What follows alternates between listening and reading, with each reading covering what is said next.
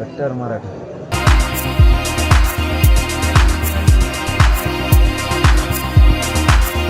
मग जरा चांगलं होऊन द्या. त्याला सांगतो कोण कसं दिसतो काय दिसतो त्याला सगळं सांगतो मी. कोणासारखा दिसतो काय दिसतो तू बी कोणासारखा दिसतो. तो नाकार कसं तो ते बिगर मिशाचं फुटार कसं तो बी कसा दिसतो. तो तमाशातल्या मावशी बिगर नसायचं मावशी तो सगळं सांग. थांब मला थोडं नीट होऊन दे. तो काय मागं ठाणे मतदारसंघात 25 वार्ड क्रमांकावर तो कशामुळं प्रेमी तो कोणत्या बँकेत काय तू दमधर म्हणा जरा. दमधर तो हे लोक इथे येऊन बसलेले आहेत माझ्यापेक्षा तो ह्या मतदारसंघात. मला ते वाचता नाही आलं नीट. तुला शेवटची संधी सांगतो तू माझ्या नादी लागू नको. शेवटची संधी सांगतो तरी तर तू माझ्या नादी लागू नको.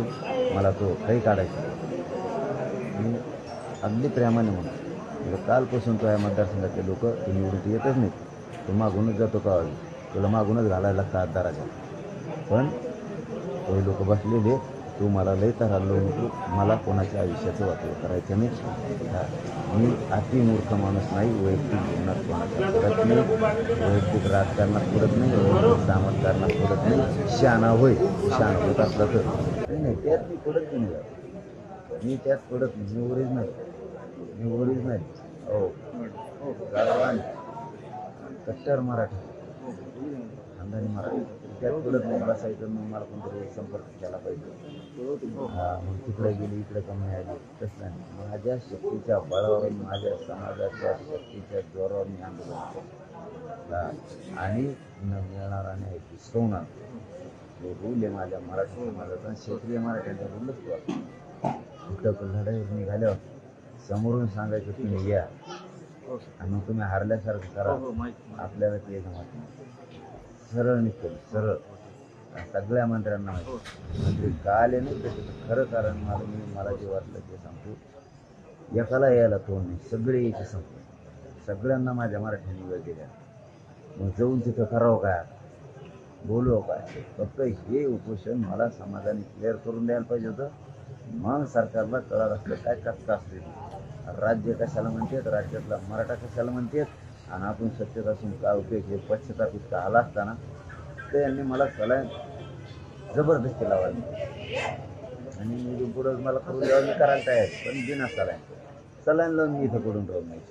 कारण मला माहिती आहे सलाईन लावल्यावर काहीच होत नाही. मला काहीच होत काहीच अर्थ नाही त्या सलाईन लावून पोषण करणं म्हणजे उगाच वेळ काढूपणा आहे म्हणजे आणि वेळ व्हायला घालणे. तेवढे वेळेत तर माझा इकडं जवळपास 25% महाराष्ट्राला येडा आहे. विधानसभेच्या तयारी आता दरेकर फरेकर सगळे उठणे लागतो. त्याच्या सरची नागपूर बी आमचं उठणे त्याला नाहीच गप बसायचं ना. त्यातल्या सरची सगळे उठणे लागतो. थांब मला तू ह्या बोलण्यामुळं तू मागून तुला मागूनच घालायला लागतं का आधी पुढून तर येतच नाही तू. तुला मागूनच घालायला लागतं का आधी. पण बाकीचे जे ओरिजिनल निवडून येतात ना तो ह्यामुळे त्यांना इतका फटका बसणार आहे म्हणा बाळा.